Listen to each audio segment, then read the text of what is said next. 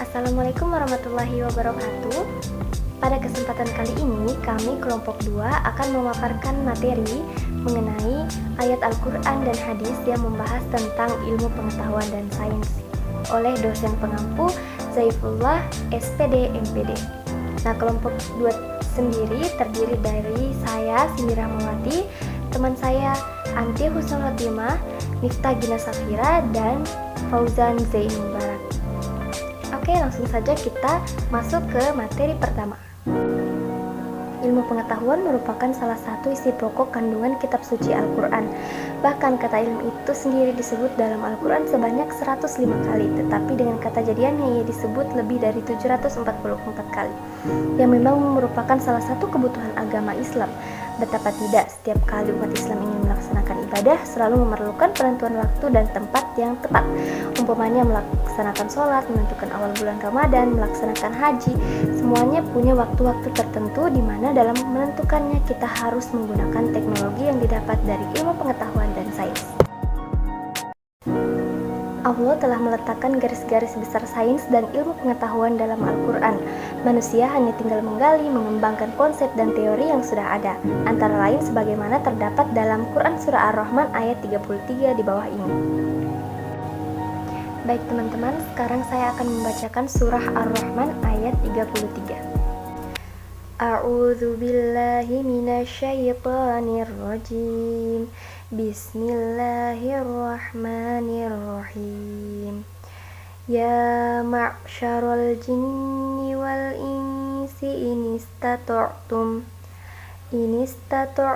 an tanfuzu min aqtaris samawati wal ardi fanfuzu la tanfuzuna illa bisultan. Allahumma rahmna bil Qur'an.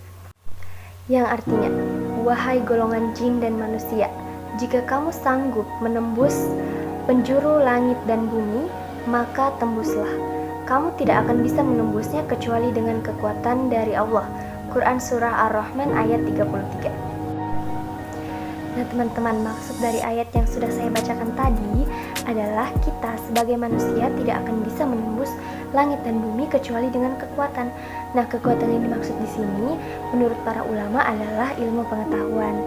Nah, seperti yang sudah kita tahu bahwa banyak astronot yang sudah keluar angkasa itu menggunakan teknologi yang didapat dari ilmu pengetahuan.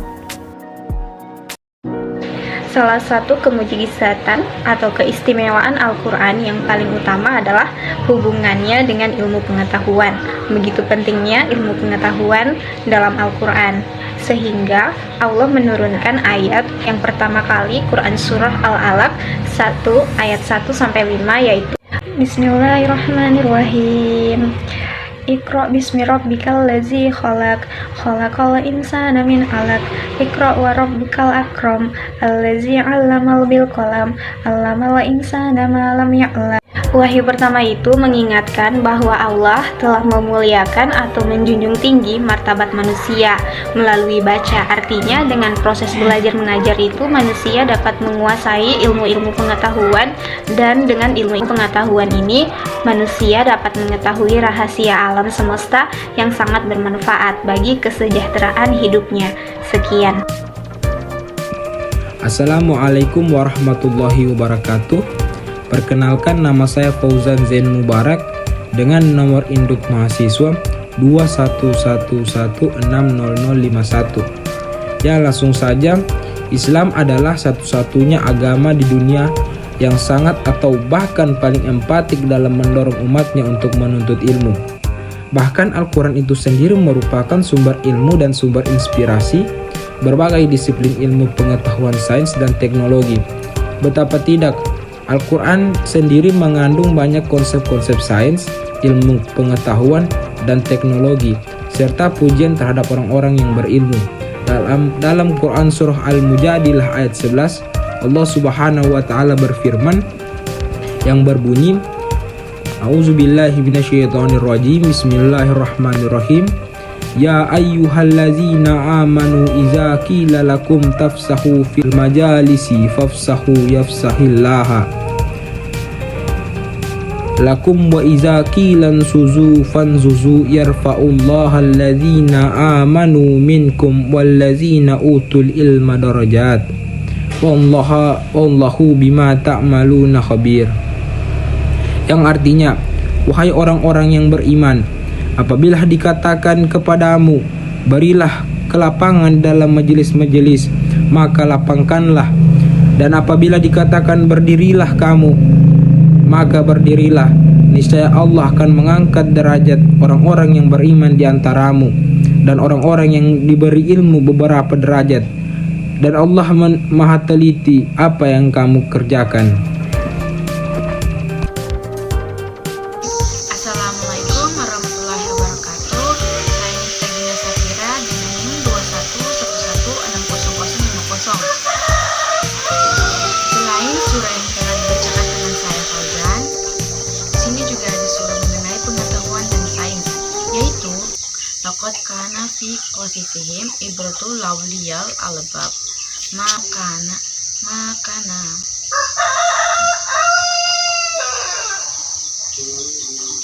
hadisai yuftara walakin tasdiqal ladzi baina yadaini sila kulla syai'in wa hudaw wa rahmatan laqaumin yu'minun, yang artinya sungguh pada kisah-kisah mereka itu terdapat pengajaran bagi orang yang mempunyai akal. Itu bukanlah cerita yang dibuat-buat, tapi membenarkan kitab-kitab yang sebelumnya menjelaskan sesuatu dan sebagai petunjuk dan rahmat bagi orang-orang yang beriman. Hadis tentang ilmu pengetahuan dan sains. Hadis-hadis Nabi juga sangat banyak yang mendorong untuk menekankan, bahkan mewajibkan kepada umatnya untuk menuntut ilmu. Sebagaimana sabda Rasulullah SAW, Tolabul ilm farisdatu ala kulli muslimin, yang artinya menuntut ilmu itu suatu kewajiban kepada setiap muslim. Hadis riwayat Ibnu Majah.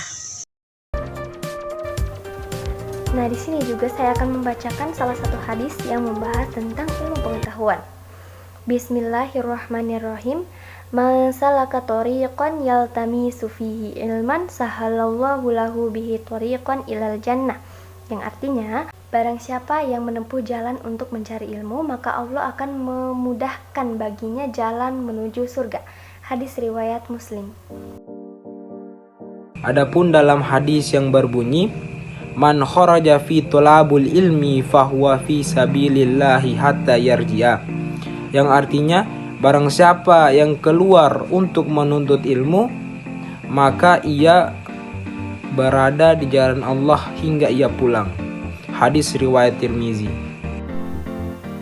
Nah teman-teman, itu tadi video pemaparan dari kami kelompok 2. Kurang dan lebihnya kami mohon maaf. Wabillahi taufiq wal hidayah. Wassalamualaikum warahmatullahi wabarakatuh.